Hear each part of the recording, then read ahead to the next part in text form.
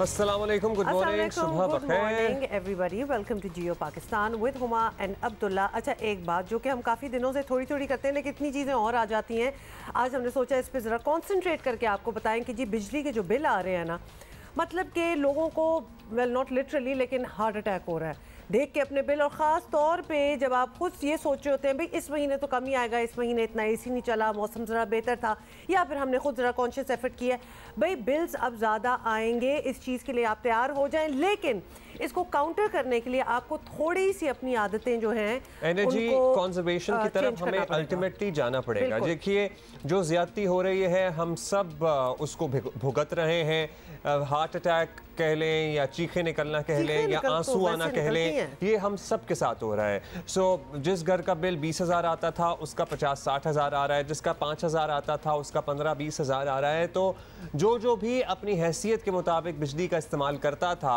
या फिर उसने अपनी अफोर्डेबिलिटी के हिसाब से एसी लगाए हुए थे या एसी का इस्तेमाल करता था, सो उन सबको मुश्किल का सामना है। ये ना समझिए कि सिर्फ गरीब आदमी पछता रहा है, आपने हैसियत वाली बात की है ना, जो अपनी कैपेसिटी या हैसियत व्हाटएवर यू वांट टू से, वो लेवल क्रॉस हो रहे हैं। मतलब आप समझते तो ये हैं कि ओ आई कैन अफोर्ड दिस और ठीक है भाई पूरी रात ही एसी चल रहा है या व्हाटएवर, लेकिन नॉट रियली। लेकिन अब ये है कि आपकी अपनी अगर आपने जरा कॉन्शियस एफर्ट करके भी कंट्रोल किया हो तो बिल तो ज़्यादा आएगा ही आएगा, बिकॉज पर यूनिट टैरिफ जो है वो इतना बढ़ चुका है कि अगर आप यूनिट उतने इस्तेमाल कर रहे हो येट आपका बिल जो है वो उतना नहीं आएगा। छोटी-छोटी टिप्स हैं जो आपको मदद कर सकती हैं। अगर अपना एसी का टेम्परेचर आप 26-27 पे तो करें ही, लेकिन साथ ही उसमें जो मैनुअल होता है ना, मोड जो होता है, उसको आप कूलिंग के बजाय ऑटो पे कर दें। सो उससे बिजली की कंजम्पशन कम हो जाती है। सो ऑटो पे आपने एसी रखना है। फिर एसी में एक सेल्फ सर्विस का भी बटन होता है,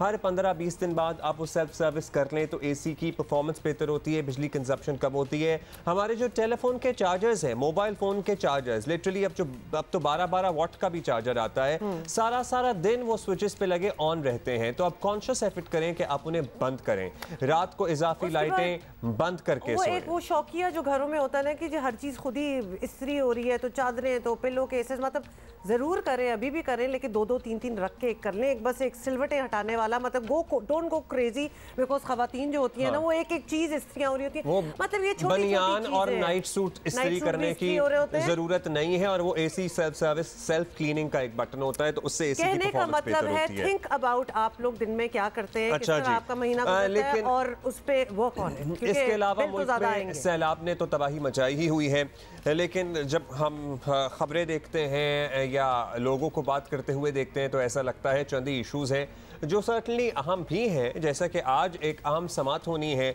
समात भी आपको बता दें कि क्या होनी है। शहबाज गिल की गिरफ्तारी के मामले पर उठने वाला तूफ़ान अब ऐसा लग रहा है कि इमरान खान को भी अपनी लपेट में इसने ले लिया है। पता है, एट टाइम्स इंसान एक गलती करता है, फिर उस पे कोई बात करता है और उसकी लपेट में आकर दूसरी गलती कर देता है, और फिर उससे जुड़ा कोई एक्शन लेता है और उसकी लपेट में आकर तीसरी गलती कर देता है। अक्सर कॉमेडी फिल्मों में या कार्टून्स में ऐसा होता है। मिस्टर बीन ऐसे करते थे। हाँ बिल्कुल, वो मिस्टर बीन सिचुएशन ही बनी हुई है। तो चूंकि हम खान साहब की बात कर रहे हैं, अपने चीफ ऑफ स्टाफ की गिरफ्तारी पर खान साहब की तड़ियों ने उन्हें मजीद मुश्किल में डाल दिया। अब्दुल्ला, जिस तरह आप अभी एक्सप्लेन कर रहे थे, खातून जज का नाम लेकर धमकियां देने पर इस्लामाबाद हाई कोर्ट ने आज खुद नोटिस लेते हुए इमरान खान को तौहीन अदालत का नोटिस भी जारी कर दिया है। और आज आपको बताएं कि केस की समाअत लार्जर बेंच करेगा। इमरान खान ने भरे मजमे में इस्लामाबाद पुलिस के अफसरान और खातून जज को संगीन नताइज की धमकियां दी थी, और इस पर हुकूमत ने इनके खिलाफ इंसदाद दहशतगर्दी एक्ट के तहत मुकदमा दर्ज कर लिया। अच्छा जी, एक मैं तज्जिया सुन रहा था किसी साहब का कि जनाब इसको मिसोजिनी से जोड़ा जा रहा है। ठीक है, आप इसको मिसोजिनी से ना जोड़ें, लेकिन आप देख लीजिए हमारा किस नहज पर आ चुका है माशरा। मॉब मेंटेलिटी तो माशाल्लाह हम सबकी ही है ना। अब तो ये बात साबित हो चुकी है कि मतलब एक तरफ किसी को लगा दो तो उसके बाद अगर आपने बस एक बात छेड़नी है किसी को, फॉर एग्जांपल, क्योंकि आसान हो गया है ना, गद्दार कहना है या भारत का एजेंट कहना है या फिर किसी को किसी भी किस्म की तौहीन का मुर्तकिब करार देना है, तो पूरा का पूरा मॉब जो है या माशरा या आपके एटलीस्ट फॉलोअर्स और सपोर्टर्स उसके पीछे पड़ जाते हैं। सो यहाँ पर ये एलिमेंट आता है है। हमारी ख़वातीन आपको पता ही है कौन सी कितने ओहदों पर पहुंच जाती हैं। खातून जज का नाम लेकर एक भरे मजमे में अगर आप उसको टारगेट करके ये कहें कि उसने कोई गलत काम किया है या फिर उसको कह दें कि हाँ भाई ये हमारा टारगेट है, तो आप उसकी हिफाजत की गारंटी कर सकते हैं। वो कहीं भी जाएगी। कंटेम्प्ट तो एक्चुअली अगर खातून का जिक्र ना भी हो, जज भी हो, तो कंटेम्प्ट तो इस पे बनता ही है अगर बनना हो। दूसरा, ये सेशंस कोर्ट जजेस की वो सिक्योरिटी लेवल नहीं होती है, हाई कोर्ट जजेस वगैरह की होती है। तो ये चीज़ें बहुत इन माइंड रखने वाली बात है। अच्छा, साथ ही आपको बता दें कि खबरें गर्म हैं कि हुकूमत किसी भी वक्त इमरान खान को गिरफ्तार कर सकती है। और इमरान खान ने कल पहली फुर्सत में अदालत से 3 दिन के लिए राहदारी जमानत जो है वो हासिल कर ली थी, लेकिन वज़ीर दाखिला राना सनाउल्लाह इमरान खान की गिरफ्तारी का प्लान बनाए हुए हैं।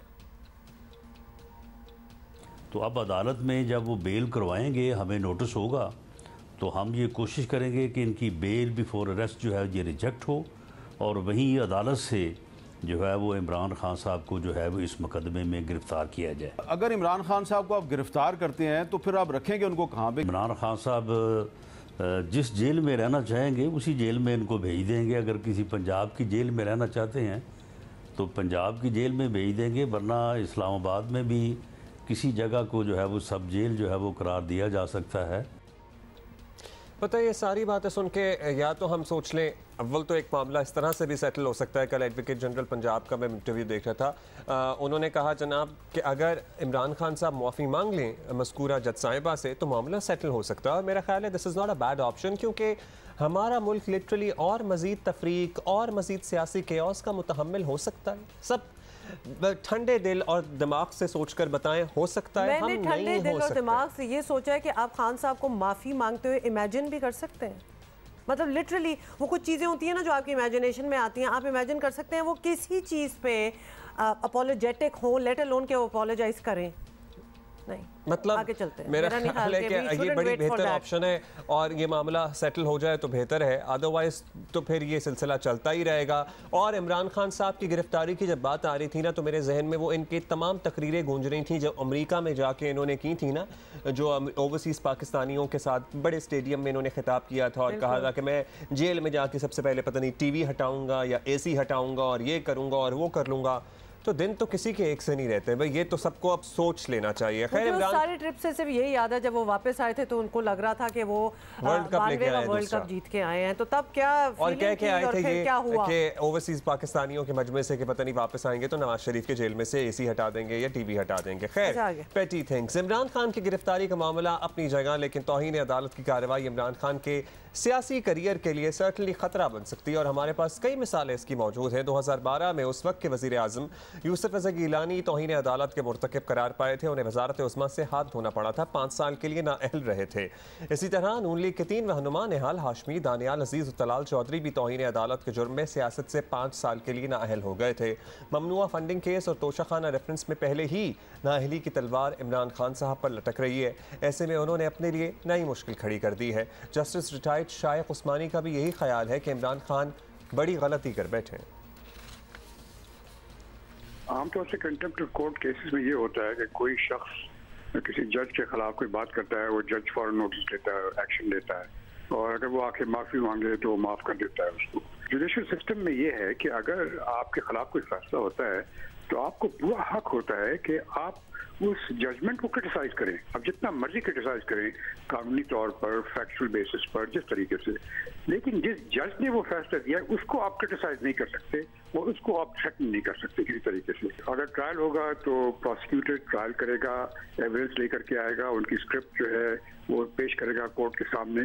फिर कोर्ट उस स्क्रिप्ट को एग्जामिन करेगी कि उस स्क्रिप्ट में क्या कंटेम्प्ट का आंसर मौजूद है कि नहीं मौजूद है। कोर्ट नतीजे में पहुंचती है कि उसमें कंटेम्प्ट का आंसर मौजूद है तो फिर उनको सजा हो सकती है 6 महीने की सिंपल इम्प्रिजनमेंट तो सजा मौजूद है, लेकिन उसका मकसद ये होता है कि वो एक क्रिमिनल कन्विक्शन होती है और उसकी वजह से वो फिर 5 साल तक कोई इलेक्शन वगैरह के सामने नहीं जा सकते।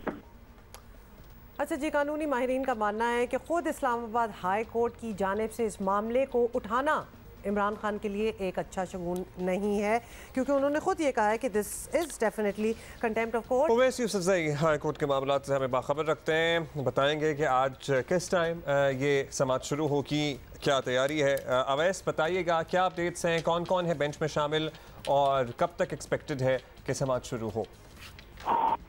जी देखिए, जो ये बेंच ये लार्जर बेंच तश्कील दिया गया था और जस्टिस मोहसिन अख्तर कियानी की सरबराही में ये लार्जर बेंच जिसमें 2 दीगर जजेस भी शामिल हैं, जस्टिस मियां गुल हसन औरंगजेब और जस्टिस बाबर सत्तार।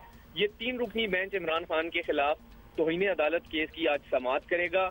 और इस हवाले से मैं आपको बताऊं कि एक तो एडवोकेट जनरल इस्लामाबाद की जानिब से कोर्ट से ये इस्तदा की गई थी कि इस मामले का इसके अलावा रजिस्ट्रार ऑफिस ने, जो रजिस्ट्रार थे, उन्होंने एक नोट पुट किया था कायम मुकाम चीफ आमिर फारूक के सामने और ये बताया था कि एडिशनल सेशन जज ज़ेबा चौधरी का नाम लेकर उन्हें धमकाया गया है चेयरमैन पीटीआई की जानिब से, जिस पर तमाम जजेस ने बैठकर मुशावरत की और उस मुशावरत के बाद मुत्तफिका ये फैसला हुआ था कि कंटेम्प्ट की प्रोसीडिंग इनिशिएट की जाएंगी चेयरमैन पीटीआई इमरान खान के खिलाफ। और जब ये फैसला हुआ, इजलास खत्म हुआ जजेस का, तो उसके फौरी बाद एक लार्जर बेंच तश्कील दिया गया और आज उसके लिए हियरिंग के लिए फिक्स है।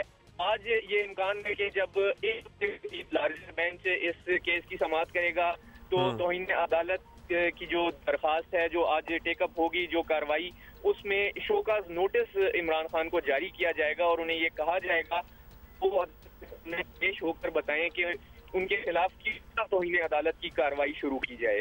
अच्छा, वो वहाँ वैस क्या कोई ऐसी ऑप्शन होती है, जैसे अभी हम बात ही कर रहे थे कि अगर खान साहब माफ़ी भी मांग लें तो ये मामला उधर भी ख़त्म हो सकता है, क्या ऐसा ही होता है?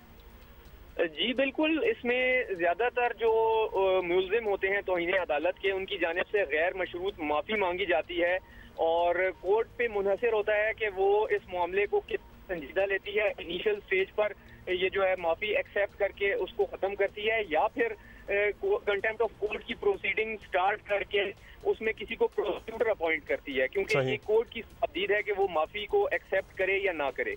राइट, लेकिन उसके लिए किसी का पहले माफ़ी मांगना भी ज़रूरी है। बहुत शुक्रिया आपका। बहुत शुक्रिया फॉर स्पीकिंग विद अस। माहिर कानून शाह खावर एडवोकेट हमारे साथ मौजूद है, उनसे भी बात करते हैं। खावर साहब, इमरान खान साहब की जानिब से एक जज से मुतालिक बयान अपना जो दिया है उन्होंने, इस्लामाबाद हाई कोर्ट ने तौहीन अदालत की कार्रवाई जो है वो शुरू कर दी और आज वो पूरी समाअत होगी। आपके ख्याल में ये दीगर केसेस की तरह रूटीन का मामला है या तहरीक इंसाफ को इसे काफ़ी संजीदा लेना चाहिए? जी बिल्कुल, ये एक संजीदा मामला है। देखें, ये बात कही जाती है कि इससे पहले भी बहुत से लीडरान जो हैं उन्होंने आला अदलिया के जजेस को जो है तनकीद का निशाना बनाया, उनका नाम लेके बनाया। तो अगर इमरान खान साहब ने अगर एक जलसे में एक एडिशनल सेशन जज साहिबा के बारे में अगर बात कर दी तो वो क्यों इतना सीरियस लिया गया? देखिए, जहाँ तक कि आला अदलिया का ताल्लुक है, उनके जज साहिबान जो हैं वो उनका अपना सोचने का तरीक़ाकार होता है और वो अक्सर उनके अगर तनकीद भी करे, अगर इवन तज़हीक भी की जाती है तो वो उसको इग्नोर करते हैं, जुडिशल रिस्ट्रेंट का मुजाहरा करते हैं। लेकिन जहाँ तक डिस्ट्रिक्ट जुडिशरी का ताल्लुक है, देखिए डिस्ट्रिक्ट जुडिशरी जो है वो सिविल जज साहिबान, magistrates, additional district and session जजेस और सेशन जजेस पर मुश्तमिल होती है। वो फील्ड का काम करते हैं। रोज़ाना की बेसिस के ऊपर मजिस्ट्रेट्स के पास जो है वो जिस्मानी रिमांड की जो है वो पुलिस की तरफ से इस्तदा आती है और वो उसको अपने स्टाइल से और मेरिट्स ऑफ द केस के हिसाब से उसको रेगुलेट करते हैं। वैसे तो 15 दिन तक जिस्मानी रिमांड दिया जाता है, लेकिन जो मैजिस्ट्रेट हजरात हैं वो पीस मील्स में रिमांड देते हैं और ये देखते हैं कि अगर वाकई जेन्युइनली पुलिस को किसी का रिमांड चाहिए तो वो उसको एक्सटेंड करते हैं या डिक्लाइन करते हैं।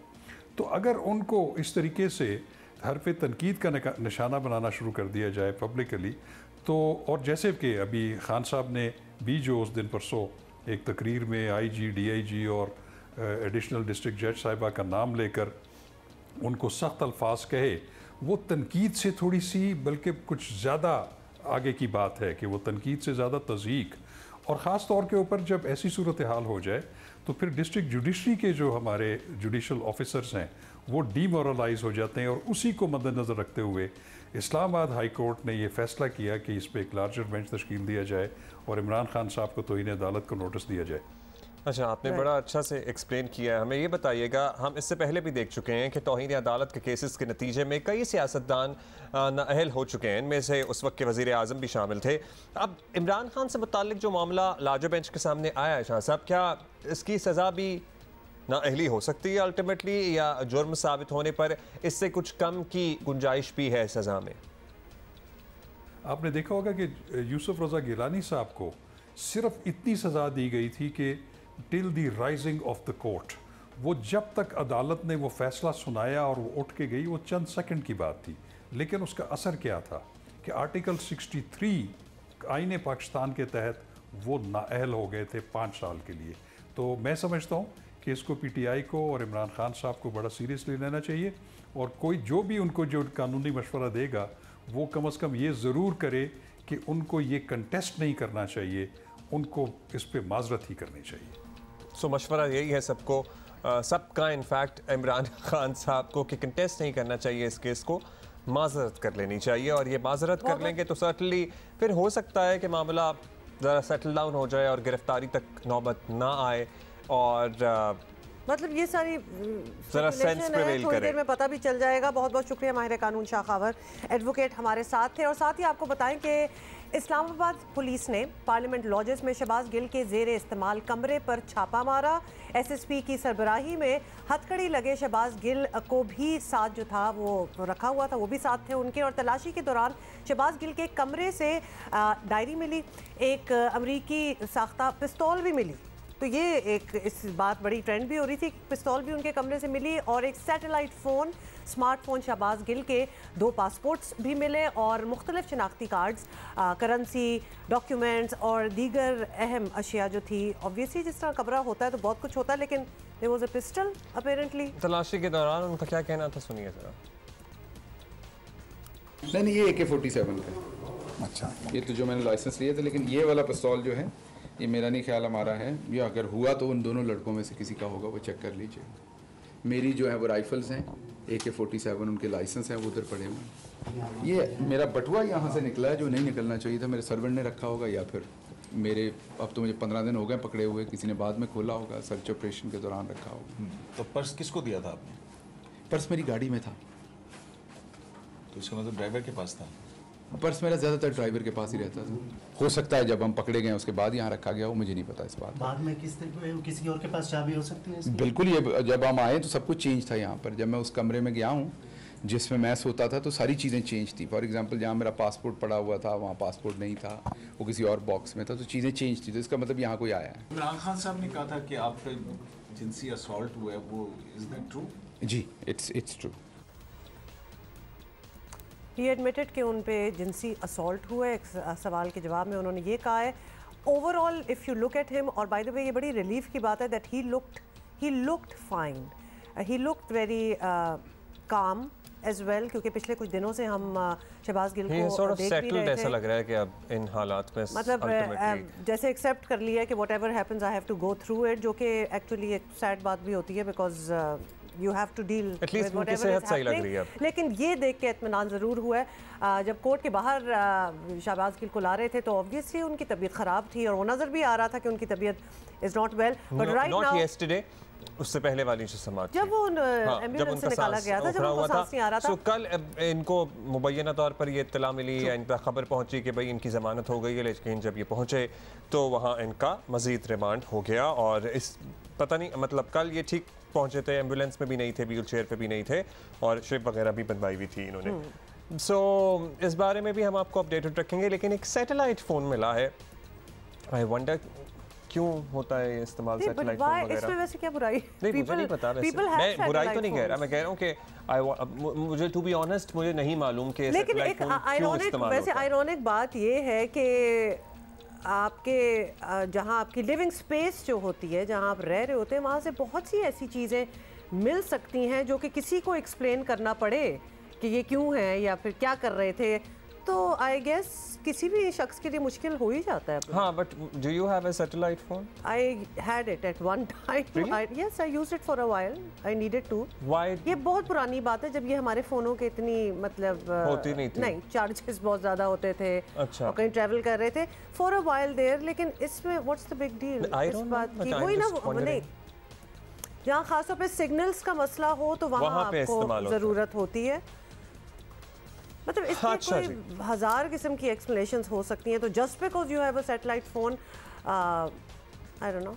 एक अहम तरीन मामला जो कई दिनों से ज़ेरे बहस है, लेकिन हम उस पर तफसील से बात करें। बिल्कुल, आपको बताएं कि कराची में दिल के सबसे बड़े अस्पताल के माली अमूर में बेज़ाब्तगियों की खबरें सामने आ रही हैं। अरबों रुपए का मामला है, शफाफ और मुकम्मल तफ्तीश नागुज़ीर है। इस मामले को किसी सूरत जाने नहीं देना चाहिए। और मामला आपको बता दें कि इदारा बराए अमराज़ क़ल्ब यानी NICVD के माली अमूर पर ऑडिटर जनरल सिंध के तहफ़्फ़ुज़ात सामने आए हैं और इनकी रिपोर्ट में अरबों रुपए की मुबैना करप्शन, मेरिट के खिलाफ तरक्कियां और तैनातियां, इख्तियारात के नाजायज़ इस्तेमाल समेत दीगर अमूर की निशानदेही। पता है, बड़ा हार्ट ब्रेक हुआ है क्योंकि ये एक इदारा था जिसको सिंध हुकूमत बड़ा प्राउडली प्रेजेंट करती थी, लेकिन और तवक्को भी यही थी कि चलें ये इदारा शायद करप्शन से पाक होगा, लेकिन अभी तक तो यही इत्तलात आ रही हैं ऑडिटर जनरल सिंध की रिपोर्ट के मुताबिक कि ऐसा नहीं है। रिपोर्ट के मुताबिक 4 अरब 31 करोड़ से ज़ायद की अद्वियात और आलात सेंट्रल प्रोक्योरमेंट कमेटी के बिना ही खरीदी गई हैं। अंदाजा लगाइए, मतलब हम करोड़ों की बात भी नहीं कर रहे, अरबों की बात कर रहे हैं। अद्वियात ओपन टेंडर के बजाय मनपसंद कंपनियों से महंगे दामों खरीदी गई हैं। ये इल्ज़ाम भी है कि NICVD के सरबराह डॉक्टर नदीम कमर ने 9 करोड़ रुपए से ज़ायद की रकम बेनामी अकाउंट से मुंतकिल की है। 9 अफसरान को कवायद के बरखिलाफ भर्ती और तरक्कियाँ दी गई हैं। डॉक्टर नदीम कमर ने इन इल्ज़ामात को मुस्तरद कर दिया है। क्या कहा है, सुनिए। देखें, अभी हमने सारी ऑब्जर्वेशन जमा करा दी हैं, ठीक है ना। सबसे पहले फर्स्ट ऑफ ऑल ये कहा जाता है कि जी आपने जी स्टैंड जो है बगैर टेंडर के लिए, ऐसा हो ही नहीं सकता। ऐसा कोई भी चीज़ बगैर टेंडर की नहीं होती, हर चीज़ सेपरा रूल्स पे होती है। ऐसे मुझे समझ में आता है ये कैसे हो सकता है। नौकरियां दी गई और जो है वो प्रमोशंस हुई हैं, बिल्कुल गलत है, टोटली गलत है। हमारे पास सीनियर प्रमोशंस जो भी होती हैं वो गवर्निंग बॉडी करती है। शॉकिंग है बिल्कुल, क्योंकि ये एक बहुत बड़ा अस्पताल है और सिंध हुकूमत का एक फ्लैगशिप मंसूबा भी माना जाता है। इस पर बहुत बार बात होती है जब कोई अपनी बेहतरीन चीज़ों का नाम लिया जाता है सिंध हुकूमत की तरफ से, तो ये NICVD जो है, दिस इज़ वन इंस्टीट्यूट जिसका ज़रूर जिक्र होता है। हमारे कॉरेस्पॉन्डेंट हैं खावर खान, सेहत से जुड़े मामलात पर गहरी नज़र है इनकी। खावर, बताइएगा, मतलब एक ऐसा इदारा जिसको सिंध हुकूमत बड़ा प्रोजेक्ट कर दी थी कि भाई NICVD जैसा कोई इदारा लेके आए पूरे पाकिस्तान में, और सर्टनली बड़ा लोगों को फ़ायदा भी हुआ है, इलाज भी हुआ है, लेकिन पहले हम भी सोचते थे कि जनाब कोई ऐसा प्रोजेक्ट है जिसमें करप्शन नहीं हो रही, और वही हुआ। कोई ऐसा प्रोजेक्ट नहीं है शायद जिसमें करप्शन नहीं हो रही। जी अब्दुल्ला, बिल्कुल यही सूरत हाल है कि जी कौमी इदारा बराए अमराज़ क़ल्ब पाकिस्तान का सबसे बड़ा अस्पताल है, जहाँ पे ना सिर्फ सिंध बल्कि बलूचिस्तान और मुल्क के दीगर हिस्सों से लोग बड़ी तादाद में अपने अमराज़ क़ल्ब के लिए आते हैं। लेकिन जो सूरत हाल है यहाँ पे, हुकूमत सिंध की जानिब से 6 अरब रुपए सालाना से इसका बजट शुरू किया गया, जो कि अब तक 15 अरब रुपए से पहुँच चुका है। सालाना 15 अरब रुपए सिंध हुकूमत की जानिब से जाते हैं, जो कि जाहिर सी बात है आवाम के टैक्सेस का पैसा है, आवाम का पैसा है, जो कि दोबारा से आवाम को लगता है। लेकिन इसमें बड़ी जो एक चीज़ सामने आई है कि जी ऑडिटर जनरल सिंध की जो ये रिपोर्ट है, जो ऑब्जर्वेशंस हैं वो जो है सामने आई, जिसमें 4 अरब रुपए से ज़ायद की रकम जो है अद्वियात और आलात के लिए ख़रीदी गई हैं, वो सेंट्रल प्रोक्योरमेंट कमेटी के बगैर ही ख़रीद ली गई हैं। ये सुप्रीम कोर्ट का ऑर्डर था जिसमें वाटर कमीशन बनाया गया था, इसमें मुल्क भर के और ख़ासतौर पर जो सिंध में जो अस्पताल थे उनकी मॉनिटरिंग की गई थी। उसके बाद ये फैसला किया गया था सुप्रीम कोर्ट और वाटर कमीशन की जानिब से, एक सिरिंज से लेकर आप जो भी आलात या जो भी तिब्बी साजो सामान आप ख़रीदेंगे उसमें सेंट्रल प्रोक्योरमेंट कमेटी जो है उसकी खरीदो फरोख्त करेगी। लेकिन अस्पताल में जो हुक्काम है, सरबरा हैं NICVD के डॉक्टर नदीम कमर, उनका ये कहना है कि जी हमारी एक इंडिपेंडेंट बॉडी है, उसके तहत हमने ख़रीदी है। लेकिन इस पर ऑडिटर जनरल ने जो है ऑब्जर्वेशन दी है कि जी ऐसा होता हुआ हमें नज़र नहीं आया। दूसरा जो सबसे बड़ा मसला जो रकम की मुंतकली है कि आप किसी भी सरकारी अकाउंट से जो है कैश नहीं निकलवा सकते। लेकिन ऑडिटर जनरल रिपोर्ट ने कहा है कि जो सरबरा हैं कौमी इदारा बराए अमराज़ क़ल्ब के डॉक्टर नदीम कमर, उनकी जो 5 लोगों की टीम है जिसमें CFO शामिल है, CEO है, कंसल्टेंट मैनेजमेंट के लोग शामिल हैं, उन्होंने जो है बाकायदा कैश रकम निकलवाई और उसके बाद जो है वो दीगर अकाउंट में मुंतकिल की। इसी तरह 9 करोड़ रुपए से ज़ायद की रकम बेनामी अकाउंट्स में जो है वो मुंतकिल करने की जो इंकशाफात हैं वो भी इस रिपोर्ट में सामने आए हैं। बहुत बड़ा ये स्कैंडल है कि जी इस सिलसिले में क्या किया जा रहा है। नैब की जानिब से भी तहकीकात की जा रही है, एंटी करप्शन भी इस मामले में मौजूद है। सिंध हाई कोर्ट में भी फैसले जो है इसमें समाअत चल रही है कि जी क्या सूरत सिंध हुकूमत का कोई मौक़िफ़ सामने आया, मतलब यहाँ करोड़ों की नहीं अरबों की हम बात कर रहे हैं, सिंध हुकूमत का कोई मौक़िफ़ सामने आया अब तक कि हाँ भाई इस मामले को सीरियसली लेंगे हम कि नहीं?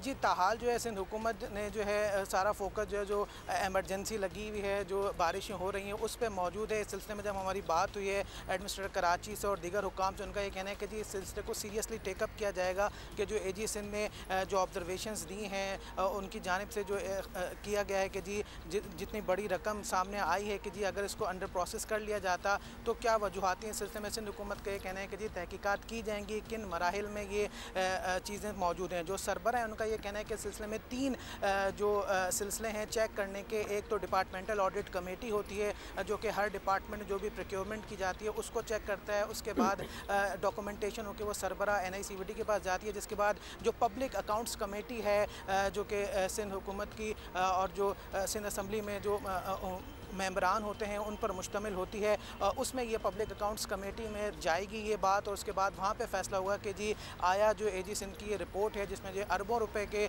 मुबैना करप्शन और नाजायज़ इस्तेमाल इख्तियारात का और लोगों की तरक्कियाँ तकर्रुरियाँ ये कहा गया कि जी मुख्तलिफ क्लब्स में बुलाकर लोगों को जो है उनकी जी बिल्कुल will stay in touch with you, क्योंकि हम भी जानना चाहते हैं कि इसका क्या इन्वेस्टिगेशन हो रही है, क्या result, because this is definitely shocker और ये बड़ी डिसअपॉइंटिंग बात है अगर ऐसा कुछ हो रहा है जो कि क्लियरली नजर भी आ रहा है। बहुत बहुत शुक्रिया हमें अपडेट करने का। एक दफ़ा फिर हम वो विजुअल सिखाना चाह रहे हैं क्योंकि एक तो स्टोरी ये चल ही रही है, दूसरी स्टोरी ये है कि NICVD के बाहर हालात देखें। मतलब ये शॉट्स जो अभी हमने आपको दिखाए हैं ये 3 दिन पुराने हैं जब कराची में ये बारिशें चल रही थी, लेकिन 3 दिनों से तो वैसे कोई बारिश नहीं हो रही। बट पानी ज़रा आप देखें, ये दिल के अमराज का एक अस्पताल है जिसकी एंट्रेंस तक, जिसकी रिसेप्शन तक पानी जा रहा है। मतलब आप सोचें कि कोई खुशी खुशी होटल तो नहीं है कि लोग आ रहे हैं या कोई वेकेशन के लिए, या वही लोग आ रहे होंगे जो बीमार हैं और वो किस जगह से चल के पहुंचते हैं और फिर अपना इलाज कराते हैं। मतलब 2 बीमारियां तो साथ साथ लेके ही अंदर घुसते होंगे। अच्छा जी, ऑडिटर जनरल सिंध की रिपोर्ट में बहुत सारी ऑब्जर्वेशंस हैं। अब देखते हैं कि NICVD की तरफ से क्या जवाब जमा कराया जाता है। अगर तो रूल्स की खिलाफ वर्जी है तो मे भी ये मामला सेटल हो जाए, लेकिन अगर वाकई मुबैना तौर पर कुछ घपला भी है इसमें, जिस तरह बेनामी अकाउंट्स वगैरह का भी कुछ जिक्र है, तो फिर सज़ा होनी चाहिए, क्योंकि ये सब आवाम का ही पैसा है जो आवाम पर ही खर्च होना चाहिए। अच्छा जी, ये खबर जिस पे बस तवज्जो दिलानी है कि हमारे मुल्क में कई इलाके ऐसे हैं जहाँ पर आज भी ख़वातीन के साथ इम्तियाजी सलूक बरता जाता है और शायद जगह हैं एट टाइम्स तो इंसान भी नहीं समझा जाता कि उनको कुछ बुनियादी बेसिक हुकूक भी शायद दे दिए जाएँ। मतलब आए रोज़ ऐसे वाक़यात सुनते रहते हैं। ताज़ा मिसाल अब आपके सामने पेश करते हैं। पूरे बन्नू शहर में एक फैमिली पार्क है जो ख़वातीन के लिए मुख्तस है और अब वहाँ भी मर्दों के डेरे होंगे, क्योंकि मर्दों की आंख में ये मामला खटकने लगा है। दर्जनों अफराद ने पार्क की बंदिश के लिए मुजाहिरा ही कर दिया। वो पहुँच गए जी, उन्होंने कहा जी हम देख लेंगे। ख़वातीन और बच्चों के लिए जो मुख्तस पार्क है वहाँ पे फहाशी का फ़रोग़ हो रहा है और इस वजह से फहाशी सूंघ लेते हैं। ये होता क्या है? मतलब आप जो डेरे अपने पूरे मजमे लेके आ रहे हैं, तो व्हाट डू यू थिंक फहाशी कहाँ से आ रही है? पार्क की दीवार के साथ मर्दों को देखा गया है, तो भी मर्दों को कंट्रोल करो ना, दीवार से हटाओ। कोई भी तो खुद झांका तानी में लगे हुए हैं लेकिन फांसी अंदर हो रही है। अच्छा, लेकिन मोस्टली ऐसा होता है कि वो गैर मर्द नहीं थे, उनके अपने अहले खाना थे जो अंदर। नहीं, बट चूंकि हम नहीं थे ना, तो कोई और कैसे हो सकता है? अच्छा, प्रॉब्लम सारी ये है। जाहिर है बंदा ही मर्द ही छोड़ने आएगा वहाँ पे। बन्नू में तो ख़वातीन इंडिपेंडेंट तो है नहीं इतनी कि खुद से पार्क में चल के आ जाए, तो पार्क के बाहर खड़े रहते हैं और अंदर उनके बच्चे और ख़वातीन जो है वो पार्क में ज़रा तफरी कर लेते हैं। लेकिन अब ये सूरत हाल सामने आ गई है। होपफुली कुछ हो इस पर। और जियो न्यूज़ बन्नू से रिपोर्टर हैं मंजूरुद्दीन, उनसे ज़रा बात करेंगे और उनसे जानेंगे कि मतलब कभी कभी तो सुन के लगता है कि हकीकत भी नहीं है ना, किसी और दुनिया की, किसी और सैयारे की बातें हो रही हैं। बताइएगा मंजूर के बन्नू में फैमिली पार्क बंद कराने के लिए एहतजाज करने वाले थे कौन लोग? कोई जमात थी, आम शहरी थे, और क्या मसला क्या है इन्हें एग्जैक्टली? प्रॉब्लम क्या है? यौम आज़ादी के मौके पर ख़वातीन की एक बड़ी तादाद अपने छोटे बच्चों के साथ निकली और फैमिली पार्क गई। फैमिली पार्क ख़वातीन से कचाकच भर गया, जबकि ख़वातीन की एक बड़ी तादाद पार्क के साथ रोडों पर भी खड़ी थी पार्क में अंदर जाने के लिए, जिस पर उलमाए कराम और सिविल सोसाइटी के अफराद ने बुरा मनाया और 30 रुकनी कमेटी बनाई, जिनमें ज़िला भर के उलमाए कराम, मेयर बन्नू सिटी, सिविल सोसाइटी के अफराद शामिल थे। पार्क के बंदिश के हवाले से लाउड स्पीकरों पर ऐलानात भी किए गए और इस एहतजाज में शामिल हों। मतलब 14 अगस्त बच्चों ने भी जिद लगाई होगी कि कहीं तो लेके जाओ माँ, तो वो ले गए पार्क में, क्योंकि एक ही तो वाहिद ही तो जगह है और ऑब्वियसली जितनी बन्नू की ख़वातीन होंगी जो ज़िंदगी में कभी घर से बाहर नहीं निकली होंगी वो उस पार्क पहुंच गई, कुछ अंदर फिट आ गई, कुछ बाहर खड़ी होगी, इस पे तो आग लग गई होगी। मैं इमेजिन कर सकती हूँ कि कितनी आग लगी होगी वहाँ। अच्छा एनीवे, अब मंजूर बताइएगा, तो इस पूरे मामले पर पुलिस का भी कुछ कहना है या वो चुप करके साइड पे खड़े हैं? इंतजामिया का क्या मौक़िफ़ है? फ्यूचर क्या है इस पार्क का? बंद कर रहे हैं, क्या हो रहा है? इस मसले पर अभी तक ज़िला इंतज़ामिया का कोई मौक़िफ़ सामने नहीं आया और उनका कहना है कि उलमा कराम से बातचीत जारी है, इंशाल्लाह मसले का जल्द हल निकल आएगा। बंद कर दें, बस बंद कर दें, ख़वातीन को भी बंद कर दें, पार्क को भी बंद कर दें और बस नज़र ना आए और पता भी ना चले कि बन्नू में कोई खातून रहती है। ये वाहिद हल मुझे नजर आ रहा है। नो विमेन इन बन्नू। कहना चाहें तो खून खोल रहा है, बहुत कुछ कह सकते हैं लेकिन इग्नोर करेंगे, आगे बढ़ेंगे और होपफुली इस पे जो जिम्मेदारान हैं उस पर कोई एक्शन लें और इस मसले को ज़रा सॉर्ट आउट करते हैं। अच्छा प्लीज़ कर दें सर। अभी हम आगे बढ़ेंगे और आपको बताना यह है कि भाई वज़ीर आज़म का बड़ा अहम दौरा है, कतर में फुटबॉल वर्ल्ड कप का इनेकाद होने वाला है और पाकिस्तान ने फुटबॉल वर्ल्ड कप सिक्योरिटी के लिए पाक अफवाज की खिदमत फराहम करने के लिए माहिदे की मंजूरी दे दी है। काबीना से बाकायदा इस माहिदे की मंजूरी हुई है।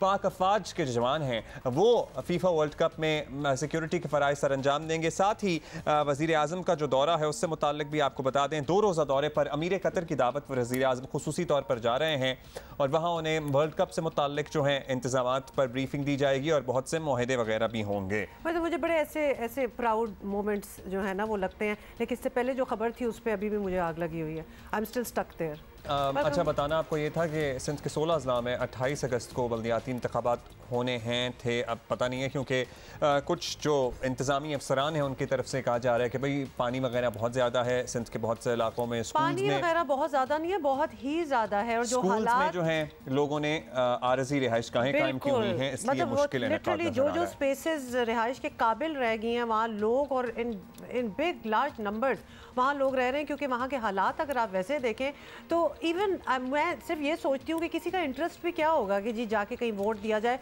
पहले तो हमें बचाओ, पहले तो हमें निकालो यहाँ से। इसको 2 महीने के लिए इस्तदा की गई है इलेक्शन कमीशन से कि मुलतवी किया जाए। It's a very long time, मतलब ये होना भी बहुत ज़रूरी है, बहुत ज़रूरी है।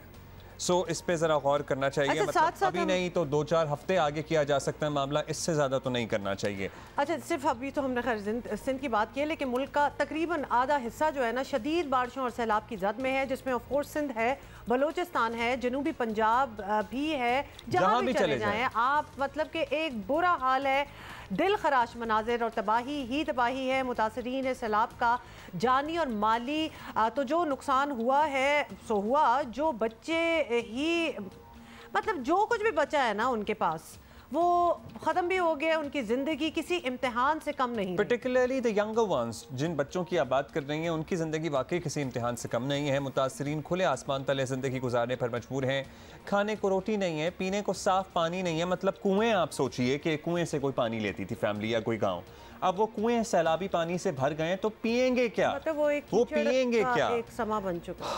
सिस्कियाँ लेते बच्चों की आओ बुका और फिर ख़वातीन की ज़ुबों हाली और उनकी तकलीफ़, मतलब इनकी दाद रसी करने वाला लिटरली अभी तक कोई नहीं है। तीनों सूबों में लाखों अफराद घरों से महरूम हैं और इसमें एक ऐसे शख्स पे भी सोशल मीडिया की नज़र पड़ी जिसको हम सब जानते हैं, लेकिन हमें नई हालात पता था कि इसकी ज़िंदगी किस हाल में है इस वक्त और ये किन हालात से नबरदाज़मा है। कोक स्टूडियो के नामवर गुलकार वहाब बुख्टी, और इनका घर भी पानी की नज़र हो गया। एक तस्वीर ये देखिए, जब मतलब अपने पूरे रिवायती लिबास में ये अपने फ़न का मुजाहरा कर रहे हैं। दूसरी तस्वीर ये है जो इनके पीछे घर था इनका, जो अब नहीं रहा है। आप सोचिए कि क्या हालात हैं लोगों पे जो गुजर रहे हैं। वो उनका सब कुछ बहा ले गया है और सैलाब मुतासिरीन का क्या कहना है पहले मेरा ख्याल है वो सुन लेते हैं, बाकी बातें बाद में। घर लुड़ी बार दर पदर बचड़ा नंढा खई वेठा वेठे काश न बचियो असां वेब ते वेठा हूं तो हाणे महिरबानी कयो तव्हां। हमारे मकान भी गिर गए हैं और दाने गंदम भी खत्म हो गए सैलाब में। निके बच्चे की हालत अब आप दे दे पियो असारी कुछ शय भी नहीं बची, ना दाना बड़ी में ना था कपड़े। ये बच्चे हमारे डूब रहे हैं, 2 दिन से घर में कोई खाने की चीज़ नहीं है। इंतजामिया की बात है वो तो सारी गायब है। अगर बंदा जाए तो इधर कहाँ से डूब के जाएगा। ना पीने की कोई पानी की सहूलत है, ना कोई खाने की, ना कोई टेंट दिया, ना कोई मच्छरदानी दी है। ये सारे आवाम जो है भूखे मर रही है। बच्चे रोजाना कमाते थे, वो बैठे में सारा घर का फर्नीचर तबाह हो गया हमारा। पानी में रहने भी क्या करें, बीमारियां भी फूट रही हैं और जो है बड़ी परेशानी हो रही है। कि हमारी मदद करो, हमारा घर डूब गया, हमारे घर को देखो, हमारे घर से पानी निकालो, यहाँ पर कोई हाल ही नहीं है ऐसा। वफाकी हुकूमत की जानिब से सैलाब मुतासरीन को इमदादी रकूम देने का सिलसिला भी फाइनली शुरू हुआ है और जितना नुकसान हुआ है इसके मुकाबले में इक़दामात अभी तक नाकाफ़ी हैं और पर्टिकुलरली सूबाई हुकूमतों की तरफ से तो ऐसा लग रहा है कोई खातिर खा काम नहीं किया जा रहा है। हालांकि हमने सुने हैं मुअव्विनीन और वज़रा और ओहदेदारान आए रोज़ कोई ना कोई वादा, इनफैक्ट कई वादे और कर देते। अभी हम बल्कि बहुत से लोगों से बात भी करने वाले हैं, तो वादे अभी आप दोबारा सुनेंगे। बाय द वे एक दफ़ा सुनें। ये 2010-11 या 2020 से बहुत ज़्यादा बड़ी कैटास्ट्रफी है सूबा सिंध में। जैसे 2010 में पाकिस्तान पीपल्स पार्टी की फेडरल गवर्नमेंट थी, सदर आसिफ अली जरदारी थे, उन्होंने अरेंज किया था कि इंटरनेशनल एजेंसी से हमें सपोर्ट मिले और हम इंफ्रास्ट्रक्चर को दोबारा बेहतर बना सकें।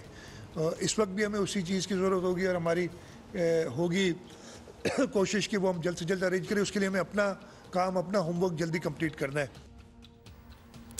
आपको साथ ही ये भी बताएं कि पै दर पै बारिशों की वजह से अब तक रेस्क्यू ऑपरेशन भी मुकम्मल नहीं हो सका। मतलब रिहेबिलिटेशन की बात तो बाद में आती है, अभी तो रेस्क्यू हो रहे हैं। लोग इतनी बुरी तरह फंसे हुए हैं, कितने मिसिंग हैं, hundreds of people are still missing.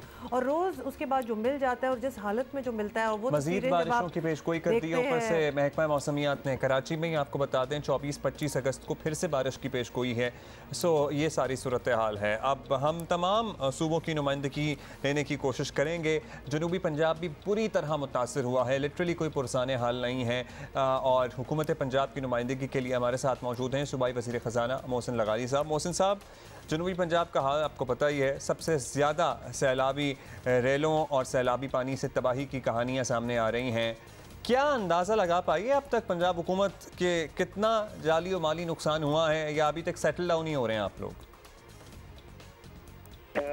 देखें, जनूबी पंजाब में डेरा गाजी खान और राजनपुर के अजला में जो हमारे पहाड़ी नाले हैं उनके अंदर रिकॉर्ड पानी आया है इस साल। और ये आज तक कभी इतना पानी नहीं आया था। तो ये जब पानी आया है तो ये अपनी गुजरगाहों में से बाहर निकल के ये इसने बहुत सारे इलाके को ज़ेरे आब कर दिया है और ये पानी अभी भी आ रहा है। ये सारी चीज़ें ग्राउंड सिचुएशन देख के, ग्राउंड पे सर्वे करके देख के उसके बाद इसका सही तखमीना लगाया जा सकता है। अभी तो जो भी बातें होंगी अंदाजन होंगी और इस वक्त तमाम जो अमला है हुकूमत का वो लोगों को रेस्क्यू करने के अंदर मसरूफ है और उनको हम रेस्क्यू कर रहे हैं इस वक्त। अच्छा मोहसिन लगारी साहब, अब ये भी नहीं है कि जी पहली बार बारिश है, इन्होंने कभी बारिश नहीं देखी होगी, तो ऐसा नहीं है कि इन इलाकों में पहली बार ऐसी सूरत हाल पैदा हुई हो, लेकिन हर बार ये दावा ज़रूर सुनने को मिलता है कि अगली बार जी तैयार होंगे हम बिल्कुल और अगली बार हम बिल्कुल हैंडल कर लेंगे। तो इस बार तैयारी क्या सिरे से हुई नहीं थी, क्या मतलब एक्सपेक्टेशन से बहुत ज़्यादा थी? इसको आप किस तरह एक्सप्लेन करेंगे और किससे जिम्मेदार समझा जाए? इन सालों में इन रिकॉर्ड पानी आया है। मतलब ये हम अगर कहें कि इसकी तैयारी क्यों नहीं हुई, तो जिस वक्त रिकॉर्ड पानी आता है, ये फ्लड जो है ये एक नेचुरल फिनोमेना है। ये सिर्फ हमारे मुल्क में नहीं आते, ये दुनिया के जो एडवांस मुल्क हैं, आप माशाल्लाह आजकल तो इतनी सारी हमारे पास एक्सेस टू इन्फॉर्मेशन है। यूट्यूब पे जाके हम देख रहे हैं कि जर्मनी में भी इसी तरह फ्लड आए हैं मुख्तलिफ, अमेरिका में, कोरिया में, चाइना में। ये एक नेचुरल फिनोमेना है और जिस वक्त रिकॉर्ड बारिशें होती हैं और रिकॉर्ड पानी आता है तो उसके लिए तो कोई भी वो तैयार नहीं होता कि हमें नहीं पता होता कि इस वक्त कितनी बारिश आएगी और कितना पानी आएगा। अच्छा मोहसिन साहब, लास्टली सर्टनली आवाम की तकलीफ़ तो है ही, जो सब देख भी रहे हैं, बड़ी आफत भी आई है, लेकिन कुछ दादरसी भी तो होनी चाहिए। हुक्मरान हम देखते हैं कि भागे भागे बनी गाला तो पहुंच जाते हैं।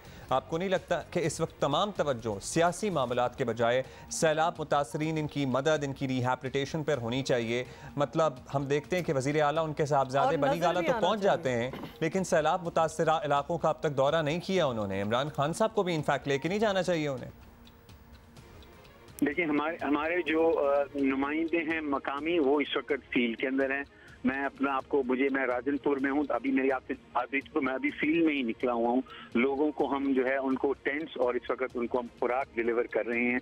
जहाँ तक हमारे पास इसकी इस्तेदाद है वो हम कर रहे हैं। हमने आर्मी से हेलीकॉप्टर्स रिक्विजिशन किए हैं उन लोगों के लिए जिनको एक्सेस इस वक्त रोड लिंक्स और सारा कुछ बह गया और पानी मुस्तकिल बह रहा है, तो उनके लिए रोड लिंक्स नहीं है, तो उसके लिए हम जो है हेलीकॉप्टर्स हमने रिक्विजिशन किए हैं। उनको हेलीकॉप्टर के जरिए रिलीफ गुड्स पहुँचाई जाएंगी। तो ये जो ये कहना कोई इतना मुनासिब नहीं होगा कि जो अवामी नुमाइंदे हैं नहीं कर रहे। तमाम अवामी नुमाइंदे जो हैं इस वक्त फील्ड में हैं। शुक्रिया साहब, बहुत बहुत शुक्रिया। बस हमारे कहने का मकसद यही था कि कोई चीज़ें नज़र आनी चाहिए, वो ऑप्टिक्स वाली बात भी है। मतलब खामोशी से भी बहुत सी चीज़ें हो जाएं तो बड़ी अच्छी बात होती है, लेकिन एज लॉन्ग एज होएं और जहाँ बहुत काम की ज़रूरत हो और आपको पता हो कि लोग ज़रा तनकीद भी करेंगे तो नज़र आना चाहिए। टीम लीडर अगर फील्ड पे मौजूद हो तो सर्टनली एक जज्बा और तमाम लोग ज़रा मुतहर्रिक हो जाते हैं। अच्छा, तो वो शायद होना चाहिए। सिर्फ बनी गाला तक नहीं पहुँचना चाहिए। वज़ीर आला साहब को उससे आगे ज़रा जनूबी पंजाब का रुख भी करना चाहिए। मतलब दूसरी तरफ यही लग रहा है कि कॉन्सेंट्रेशन उधर ही है, इधर कोई नहीं है। बट एनीवे, सिंध की सूरत हाल पर भी बात कर लेते हैं क्योंकि यहाँ भी बहुत बुरा हाल है। और सूबाई वज़ीर इत्तलात शर्जील इनाम मेमन हमारे साथ हैं। शर्जील साहब, सिंध की अब हम क्या बात करें कि सिंध में इस बार रिकॉर्ड तोड़ बारिशें हुई हैं, बहुत तबाही हुई है, सारों को पता है, पूरी दुनिया देख भी रही है। 23 अजला को आफत ज़दा भी करार दे दिया गया है। तो क्या अब तक कुछ अंदाज़ा लगाया जा सका है कि जानी और माली नुकसान कितना हुआ है? कुछ फिगर्स हमारे साथ शेयर करें। बिस्मिल्लाहिर्रहमानिर्रहीम, शुक्रिया जी। मैं समझता हूँ कि इस बार सिंध में बहुत ही ज़्यादा और एक रिकॉर्ड बात हुई है और मुसलसल अभी तक वो स्प्रेड मुख्तलिफ अजला में जारी हैं, जिससे बहुत बड़ी तबाही हुई है, खासतौर पे जो रूरल एरियाज हैं उसमें, और उस पर लोगों की फसलें जो हैं वो बिल्कुल तबाह हो गई हैं और लोगों के गाँवों में हर जगह पर जो है वो मुकम्मल तौर पर पानी में डूबे हुए हैं। जिसके बाद सिंध गवर्नमेंट ने 23 अजला को आफतज़दा अजला करार दे दिए और इस वक्त रिलीफ का काम हर डिस्ट्रिक्ट में जारी है। और गवर्नमेंट की जो मशीनरी है वो साथ तखमीने भी लगा रही है जी किसका कितना नुकसान हुआ है। तो हर डिस्ट्रिक्ट कमिश्नर को चीफ मिनिस्टर साहब ने डायरेक्शन दी है। अच्छा शर्जील साहब, ये बताइएगा कि हुकूमत की जानिब से जो कुछ भी बताया जा रहा है, अंदाज़ा होता है कि ये तबाही ज़रा 2010-11 वाले सैलाबों से कम नहीं है, इनफैक्ट उससे ज़्यादा ही है। तो क्या हुक्काम को भी अंदाज़ा है इस बात का? आप लोगों ने पहले कुछ किया हुआ था, कोई वार्निंग्स थी कि हालात इतने बिगड़ेंगे और उसके बाद तैयारी होगी तो सर्टनली कुछ बेहतर भी किया जा सकेगा? आपको कहीं ना कहीं किसी न किसी की कोताही नजर आती है या बस कुदरती आफत है और इससे ऐसे ही निपटना है? क्योंकि जब ऐसी फोरकास्ट होना है, ऐसा कुछ होने वाला है तो इवैक्यूएशन हो जाती है, लोगों को उन एरिया से, उन इलाकों से निकाल लिया जाता है। देखें जी, ये बिल्कुल प्योरली कुदरती आफत है। जो आप प्रीवियस ईयर्स की बात करें, एक दफा सैलाब आया था और एक दफा जो अपर सिंध में सैलाब की जद में आ गया था और जिसके नेक्स्ट ईयर जो है वो फिर बारिशें हुई थी जिसमें लोअर सिंध पूरा जो डूब गया था। तो इस बार भी कुदरती आफत है, इसमें कोई भी इस पोजीशन में कोई प्रीएम्प्टिव मेजर्स आप नहीं कर सकते। उसकी वजह यह है कि हमारे पास देहातों में जो आबादी, सिर्फ हमारे पास नहीं पूरे पाकिस्तान में जो देहातों में आबादी होती है वो स्कैटर्ड होती है। कोई भी शख्स किसी को आप बोलोगे जी बारिश होने वाली है, अपने घर छोड़ दो, भले उसके घर में कुछ भी ना हो लेकिन कोई अपना घर छोड़ने के लिए तैयार नहीं होता। यहाँ पे हमारे नॉर्मल यही मेंटलिटी हमारे आवाम में पाई जाती है। सॉरी, हम शर्जील साहब थोड़े से डिस्ट्रैक्ट हो गए थे क्योंकि साथ जो हम विजुअल्स दिखा रहे हैं, जो बच्चों के हालतें हैं उसमें वो कीचड़ से भरे हुए, एज इफ़ कि वो लिटरली दोबारा दिखा रहे हैं कि जैसे कोई बच्चा डूब रहे हो और उनको खींच के निकाला हो कि कहीं चले ना जाएं। It's unbelievable. एनीवे, ये बताएं कि जो हालात बन चुके हैं इसमें ऑब्वियसली नज़र भी आ रहा है कि पहली तरजीह तो रिलीफ और रेस्क्यू ही होगा, लेकिन बहाली के लिए, रिहेबिलिटेशन के लिए भी प्लानिंग अभी से करना बहुत ज़रूरी है। तो सूबाई और वफाकी हुकूमत के पास इतने वसाइल हैं कि ये काम हो सके, या फिर आपको लगता है कि बैरूनी इमदाद की बहुत ज़रूरत पड़ेगी? मतलब इसका तयन तो अब तक हो ही चुका होगा कि हमें क्या क्या करना है, जिसकी दरख्वास्त कर भी दी गई है। बाय द वे देखिए जी, प्रीवियसली भी गवर्नमेंट्स ने खुद इसको हैंडल किया है। अभी भी प्रोविंशियल गवर्नमेंट और फिर प्रोविंशियल गवर्नमेंट ने अपील की फेडरल गवर्नमेंट से, तो फेडरल गवर्नमेंट भी मुकम्मल तौर पे ऑन बोर्ड है। तो दोनों गवर्नमेंट्स करें इंशाल्लाह ताला, अल्लाह ताला ने चाहा तो गवर्नमेंट्स खुद इसको हैंडल कर लेंगी। लेकिन डेफिनेटली ऐसी सूरत काल में अगर कोई बाहर से इमदाद आती है तो उसको भी वेलकम किया जाएगा। कोई NGOs की तरफ से भी आती है तो वेलकम किया जाएगा। मैं तो ये गुजारिश करूंगा कि गवर्नमेंट इस सारी चीज़ को देख रही है। शुक्रिया आपका शर्जील इनाम साहब। बेसिकली बात यह है कि हम यहाँ पे सिर्फ तवज्जो दिला सकते हैं, करना तो हुकूमतों ने ही है, और जो लोग मदद कर रहे हैं वो तो कर ही रहे हैं बढ़ चढ़ कर। Bye the way CM Punjab साहब के बारे में खबर आई है कि भाई ऑलमोस्ट कोई 8-10 दिन हो गए उन्होंने DG खान डिवीज़न का दौरा किया था। बड़ी अच्छी बात है सर, आपने दौरा किया, मतलब आपका काम है, आपको करना चाहिए था। इनफैक्ट आपको इससे ज़्यादा इलाकों में भी जाना चाहिए और वहाँ पे एग्जैक्ट सूरत हाल का जायज़ा लेना चाहिए, क्योंकि लोग बहुत मुश्किल में हैं। आपको तो रोज़ की बुनियाद पे कहीं ना कहीं पहुँचना चाहिए ताकि ये नज़र आए कि क्या कर रहे हैं। लोगों को हौसला होता है जब वो देखें ना कि कोई बड़ा आ गया है, तो फिर एक उम्मीद जो है वो जागती है कि कुछ ना कुछ हो जाएगा। या फिर अभी तो वो होपलेसनेस की फीलिंग भी बहुत मेरा ख्याल है कि इस वक्त वो टाइम है, अगर if your age doesn't allow you, मतलब आपको लगता है कि आप नहीं कर सकते, तो आपके बेटे को भी तो आपने साथ रखा हुआ है। आप खुद ही तो कह रहे थे कि मेरे से या मेरे बेटे से पंजाब के मामलात पूछें। सो अब आप मोनस साहब को भेज दें मुख्तलिफ इलाक़ों, उन्हें तो हंगामी दौरों पर निकलना चाहिए। इनफैक्ट तो देखना चाहिए कि इंतज़ामिया और दीगर लोग क्या कर रहे हैं। एब्सोल्युटली। और साथ ही हमारे जो हमारे ट्विटर पे भी फॉलोअर्स हैं, वो अपनी जो वीडियोस भेज रहे हैं, अगर किसी वक्त टाइम हुआ तो आपको वो भी दिखाएंगे। मतलब बहुत कुछ हमने आपको दिखाया है, लेकिन इट इज़ एवरीवेयर, बहुत बुरा हाल है। बलूचिस्तान का तो आप ना ही पूछे ना कि वहाँ क्या हुआ है। वहाँ तो मतलब वो पहले ही कई साल पहले है बाकी मुल्क से सूबा, अब वो कई सदियाँ दहाइयाँ ऐसा लग रहा है पीछे चला गया है। सो बिल्कुल शुरू से स्क्रैच से लोगों को लिटरली स्टार्ट करनी पड़ेगी। बलूचिस्तान की भी आपको एक अपडेट देनी थी, लेकिन हम किसी हुकूमती तर्जुमान के पास नहीं जा सके। सैलाब से मुतासरा एक शख्स के पास हम जा पहुँचे, और सारे जानते हैं, अभी थोड़ी देर पहले भी हमने दिखाया है, आपको बताया भी है कि ये कोक स्टूडियो से शोहरत पाने वाले गुलकार अब्दुल वहाब बुगटी हैं, जो कि डेरा मुराद जमाली में बिल्कुल बेसर सामानी के आलम में, इनके पीछे जो रबल नज़र आ रहा है ना, जो ढेर है मिट्टी का, ये इनका घर हुआ करता था। हमारे नुमाइंदे आबिद बलोच पहुँचे हैं इनके पास बड़ी मुश्किल से, मतलब इनको लिटरली पहुँचने में इतनी मुश्किल हुई है, और ये लोग उस हाल में ज़िंदगी गुजार रहे हैं। क्या गुफ्तगू हुई है इनसे इनकी, सुनिए सर। जी, जहां पर सैलाबी रेले ने बड़े पैमाने पर तबाही मचा दी और हज़ारों गरीब ख़ानदानों को बेघर कर दिया, तो वहां पर तूफ़ानी बारिशों ने मशहूर लोक फनकार अब्दुल वहाब बुगटी के घर को भी मुनज़्ज़म कर दिया। इस वक्त मैं मौजूद हूं अब्दुल वहाब बुगटी के घर में। अगर मेरा कैमरामैन आसिम अली आपको दिखा सकता है कि इसके जो है सारा घर गिर गया है, और जो है माल मवेशी वो भी इस बारिश की नज़र हो गए हैं। इस वक्त हमारे साथ मौजूद हैं अब्दुल वहाब बुगटी। आइए उनसे पूछते हैं कि बारिशों में उसके क्या क्या नुकसान हुए। जी शुक्रिया सर, सबसे पहले मैं जियो न्यूज़ का और तमाम दोस्तों का, आपका जो इतनी दूर से आए हो, बहुत बहुत शुक्रिया।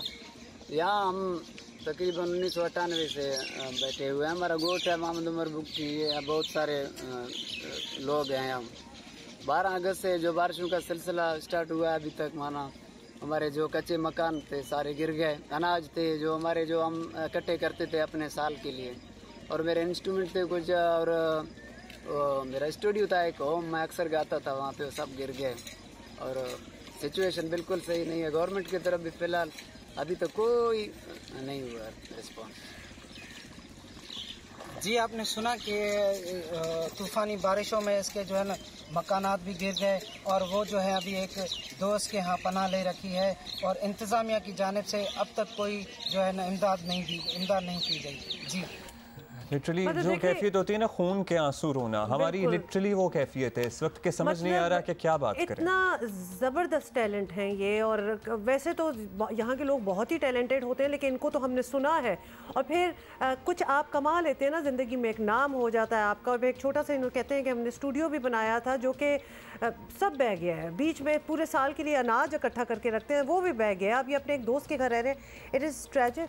अच्छा, इनका जायज़ कैश वगैरह और इनकी अकाउंट डिटेल्स, कैफियत कैफ़ी खलील जो इनके को स्टार हैं इस गाने में, उन्होंने शेयर की हुई है, ट्विटर पे मुख्तलिफ लोगों ने रीट्वीट किया हुआ है, तो वहाँ से अगर आप इनकी मदद करना चाहें, वैसे तो सभी की मदद करनी चाहिए, मतलब अक्रॉस द कंट्री लोगों को ज़रूरत है, तो आप इनकी भी मदद कर सकते हैं। हालात में इन्होंने वो अपना फेमस गाना भी गुनगुनाया, can you imagine sitting there, this is what he does. So ये जो फैन से मोहब्बत और लगाव है ना, वो भी आप देखिए कि इन हालात में भी वैसा ही है। वो कन्हैयारी गद्दारी इश्के नामे गारे दा, कन्हैयारी गद्दारी इश्के नामे गारे दा, इश्के नामे गार दा, इश्के नामे गार दा, दस्ता बिदे जानी दस्ता वतियानी, दुश्मन बया संगत बस वादा बहारानी, मर्दम वतारानी परचा मजानी, रंदा मकन तो दिल बर मारा शिगानी, कनजारी सदवारी औलीता में प्यारे दा, कनजारी सदवारी औलीता में प्यारे दा, औलीता में प्यार दा, औलीता में प्यार दा।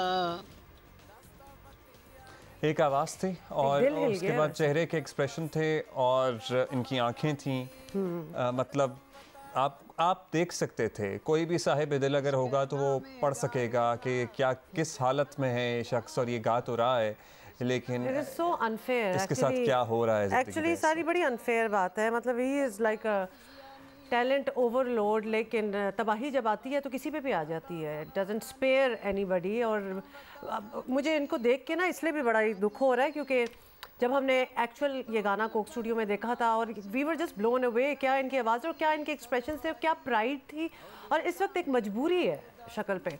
और हम जहां लोगों से अपील करेंगे वहीं बड़ी बड़ी multinationals including Coke and everybody who is watching this right now, so Coke को तो मतलब इनके हालात को टेकअप करना चाहिए, इनको पूरा रिलीफ होना चाहिए था, बट नहीं है।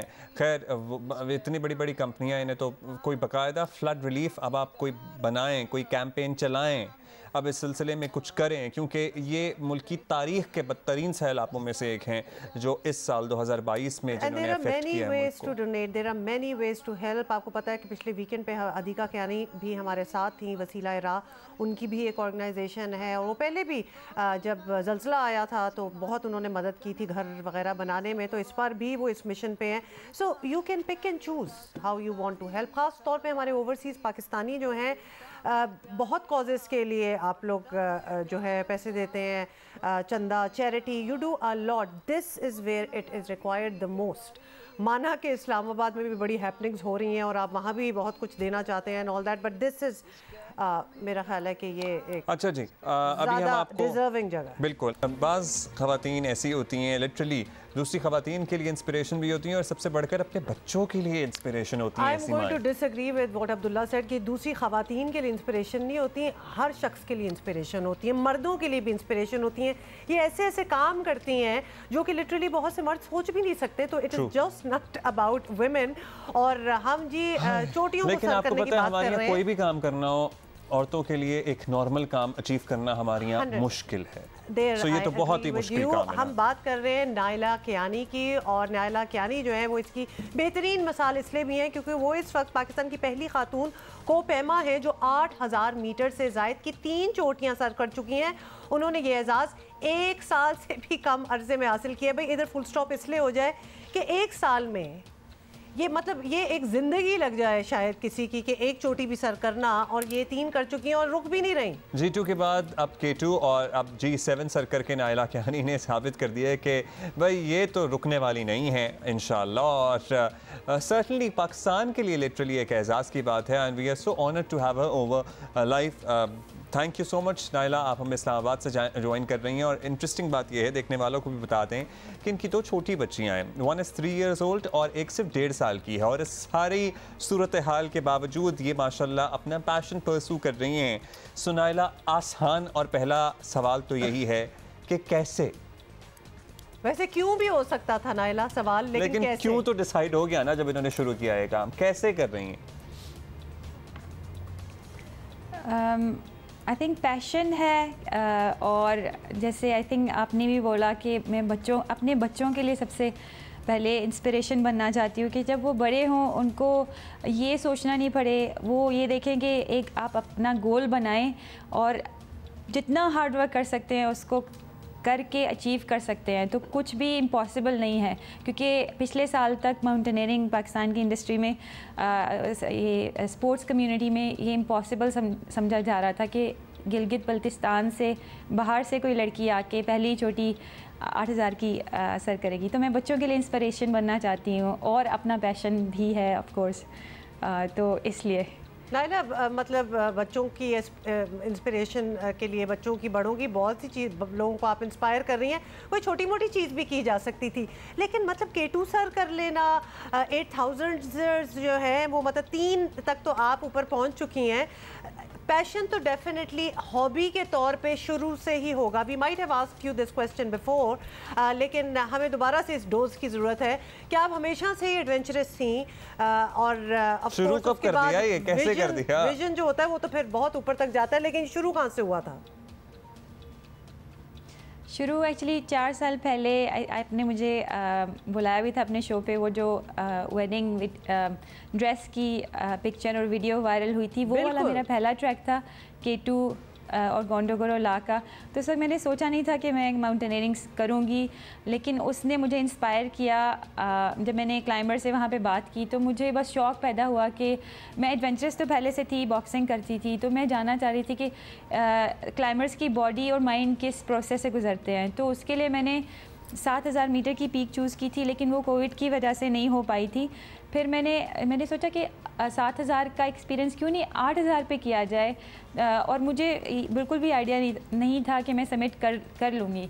वो सिर्फ देखना था कि मेरी बॉडी कहाँ तक मुझे लेके जा सकती है, और वो उसी फर्स्ट टाइम में ही 8000 का समिट हो गया था। वो मैं ख़ुद भी बहुत हैरान थी, और किसी ने यकीन भी नहीं किया था जब तक मैंने पिक्चर अपने सोशल मीडिया पे लगाई नहीं थी। उसके बाद काफ़ी पेजेस ने उसको अब तो बड़े बड़ों ने यकीन कर लिया है। और एक्चुअली जब आप हमारे शो पे पहले भी आई थी तो तब भी हमें यकीन था कि आपने तो कुछ ना कुछ करना ही है। लेकिन Naila, now we have seen your pictures, आप ट्रेनिंग करते हुए भी आपकी हमने कुछ वीडियोस वगैरह भी देखी। इनफैक्ट आप अपने बच्चों को भी इन्वॉल्व करती हैं अपनी ट्रेनिंग में, विच इज़ वेरी इंडियरिंग। लेकिन ये ऐसे कारनामे अंजाम देने की तो ट्रेनिंग भी किसी और लेवल की होती होगी, ख़ासतौर पे इंड्योरेंस ट्रेनिंग। तो वो किस तरह की जाती है? मतलब how do you acclimatise your self for something which is not normal, कि जिस पीक पे आप चढ़ रही हैं, जहाँ सांस लेना है आपने, जहाँ आपकी हिम्मत होनी चाहिए, उसकी ट्रेनिंग क्या होती है? टू बी ऑनेस्ट, मैं अब जैसे जानते मैं दुबई में रहती हूँ, वहाँ पे पॉसिबल ही नहीं है इसकी फुल ट्रेनिंग करना। तो मैं जितना कर सकती थी दुबई में रहते हुए, hiking, stairs training, endurance and strength training, तो वो मैंने वहाँ पे की। और फिर उसके बाद जो एक्लामेटाइजेशन प्रोसेस होता है वो माउंटेन पे ही जाके करते हैं। हम कुछ दिन पहले चले जाते हैं, वो फिर आहिस्ता आहिस्ता हाइट गेन करके वहाँ पे नाइट स्पेंड करके नीचे आते हैं।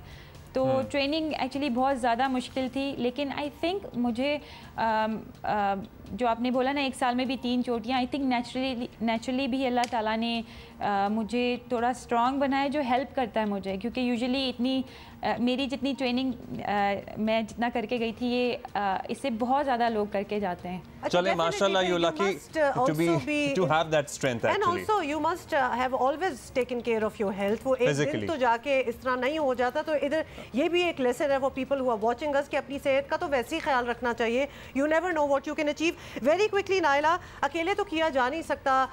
Of course your family has to be a big support to you, वरना with 2 kids आप कहाँ उनको छोड़ के जाती होंगी? आपकी ट्रेनिंग में इतना टाइम लग रहा है, तो how big a part contribution उनकी कितनी है? आपके हस्बैंड की, आपके इन-लॉज की, आपकी अपनी फैमिली की?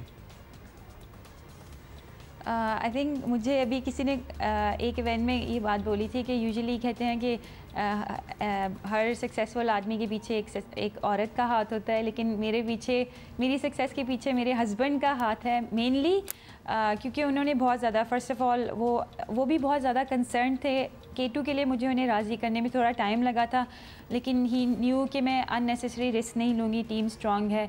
लेकिन उनकी सपोर्ट के बगैर ये पॉसिबल ही नहीं था, अगर वो सपोर्ट नहीं करते। क्योंकि मेरे बच्चे बहुत छोटे हैं, और मेरे इन लॉज भी बहुत ज़्यादा सपोर्ट करते हैं, मेरे घर वाले बहुत सपोर्ट करते हैं। लेडीज़ ऑफ कोर्स थोड़ा सा कंसर्न होती हैं कि बस भी कर दो, अब बस कर दो, ये डेंजरस काम है, लेकिन पूरी फैमिली की सपोर्ट बहुत ज़रूरी है। और उससे मेरे मतलब जो मेरे सक्सेस से जो मैसेजेस मैं देना चाहती थी उसमें ये बहुत ज़्यादा इम्पोर्टेंट था फैमिली के लिए कि हमारे सोसाइटी में बहुत आई बी ओपन के बहुत ज़्यादा कंट्रोल किया जाता है कि ये नहीं करो, वो नहीं करो, शादी से पहले भी, शादी के बाद भी।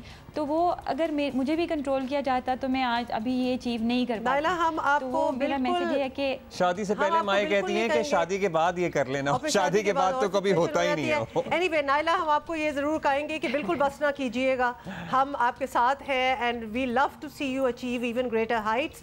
और आपको तो मुबारक हो ही, आपके घर वालों को भी और आपके हस्बैंड और सब लोग जिनकी कंट्रीब्यूशन है उनको। Thank you so much for being with us. That was Naila Kiani with us joining us from Islamabad. और कोई मॉडल, कोई रोल मॉडल फॉलो करना है ना, तो ये एक एग्जांपल हमने आपको दे दिया है। अच्छा जी, पिछले 3-4 दिनों में आपको बताया ना, हमें क्रिकेट के मैदानों से पाकिस्तान के नीदरलैंड के खिलाफ क्लीन स्वीप की खुशखबरी मिली। इंग्लैंड के 2005 के बाद पहले दौरा पाकिस्तान के स्केड्यूल के ऐलान ने भी खुश किया, लेकिन ये सब फीका पड़ गया जब एक खबर हमारे कानों तक पहुंची। दिल टूट गया, आप यकीन मानिए। टूट सा गया। हाँ, शाहीन शाह अफरीदी के जख्मी होने की खबर मिली, जिसके नतीजे में एशिया कप से बाहर होने का ऐलान भी सामने आया। आपको पता है हमारे इंडिया के साथ मैचेस हैं और पिछले मैच में जो यादगार तारीखी मैच बन गया इंडिया का, उन्होंने जो भुरकस निकाला था वो हम कैसे भूल सकते हैं। प्रॉब्लम यही है ना, क्योंकि इसमें प्रॉब्लम हमारी ये है कि हमारी कोई इस किस्म की पॉलिसी नहीं है। रोटेशन पॉलिसी आपका मतलब है, या फिर किसी और को इस तरह ट्रेन किया जाए, किसी और को इतना चांस दिया जाए,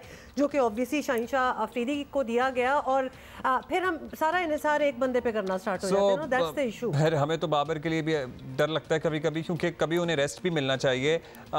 उनकी जगह by the way Mohammad Hasnain को शामिल किया गया है। सिकंदर बख्त हमारे साथ मौजूद है। क्या होगा? हाँ, सो मतलब आपको पता ही है, हम अपनी सुबह की डिस्कशंस में कितने अरसे से बात कर रहे हैं कि भाई लड़कों को रेस्ट दें, लड़कों को रेस्ट दें, लेकिन कह तो रहे हैं लोग फील्डिंग में इंजर हुए हैं, लेकिन फिर भी what's your take on this? वही जो बात है, मैंने लिखा था ये तो लोगों ने मेरी बड़ी क्लास ली कि जी वो तो फील्डिंग में हुए हैं, मगर मैं जो मेरा लॉजिक ये है कि भाई देखिए कितना बड़ा नुकसान हो गया। आपका मेन बॉलर जिससे सारे खौफजदा थे, देखें आप शाहीन बना नहीं सकते, आप वसीम अकरम को बना नहीं सकते, शोएब अख्तर को बना नहीं सकते, ये नेचुरल होते हैं, या वकार यूनुस है, ये नेचुरल क्रिकेटर्स होते हैं। आप कहें कि दूसरों को खिला कर एक और शाहीन बना लो, you can't do it. Shaheen एक अलग चीज़ है बिल्कुल, अल्लाह ने उसको एक नेचुरल उसको जो है वो एक टैलेंट दिया हुआ है, तो हर कोई शाहीन नहीं हो सकता। जब आपके पास इतना इंपॉर्टेंट बंदा है तो आप उसको देखभाल कर इस्तेमाल करें। वो तो अलग बात है कि वो चले वो फील्डिंग में अनफिट हो गया, मगर मैं बार बार कह रहा था कि उसको तो सिकंदर मतलब ये बिल्कुल आप तो बार बार कह रहे हैं, लेकिन हमारे यहाँ रोटेशन पॉलिसी क्यों नहीं है? और अब तो एक क्लियर एग्जाम्पल सामने आ गया है कि अगर पहले इस किस्म की अडॉप्ट कर लेते पॉलिसीज तो ये दिन भी ना देखना पड़ता है, वी वुड हैव ऑल्टरनेटिव्स। नहीं, हो सकता है कि देखिए वो फील्डिंग में गेंद हाथ पे भी लग सकती है, हाथ में फ्रैक्चर हो जाए, सब कुछ हो सकता है, मगर देखें ये पहली दफ़ा मैं मुबारकबाद देना चाहता हूँ टीम मैनेजमेंट को कि पहली दफ़ा सदियों के बाद मैंने देखा है कि उन्होंने अपनी सारी बेंच को खिला दिया इस आखिरी वनडे मैच में, और मुझे तो डर लग रहा था कि हार जाए, वरना वो कभी नहीं खिलाते। शुक्र है वो 9 रन से जीते, मगर ये कि उन्होंने पूरी टीम को खिला दिया, बहुत अच्छा किया। इसी तरह वो धानी को भी देखें, धानी ने बहुत अच्छी बॉलिंग की, उसको विकेटें नहीं मिली, आपने वसीम को खिला के अच्छा बॉलर बना दिया। आप धानी को हर सीरीज में एक आधा मैच दें, बाबर भी रेस्ट ले। आप ये बताएं, बाबर ने रिकॉर्ड तोड़ दिए, अब वो अकेला खड़ा रहता है, उसने 222 रन किए इस पूरी सीरीज में और किसी ने नहीं रन किए। एक दिन बाबर को चाहिए सब टीम को बिठाए, बोले आज मैं नहीं खेला जब मैच। तो सिकंदर अब हसनैन पे जो प्रेशर का मतलब एक अमाउंट होगा वो भी अनफेयर ही है वैसे तो, क्योंकि एक्सपेक्टेशन है। नहीं देखिए एक्सपेक्टेशन तो है, मगर उसका बाजू का भी मसला चल रहा था, उस पे प्रेशर होगा, मगर ही इज लकी कि ही गॉट अ चांस। बहुत ही अच्छी बात है। Let's wish him luck. Action clear कराने के बाद जो आएंगे, अभी सिकंदर टाइम नहीं है हमारे पास। थैंक यू सो मच, और लेट्स सी क्या होता है, बट यू नो दिल तो टूटा है हमारा। होपफुली बाकी जो हमारे लड़के हैं वो अच्छा परफॉर्म करें। हम आपसे इजाजत लेंगे for today and we are gonna see you tomorrow.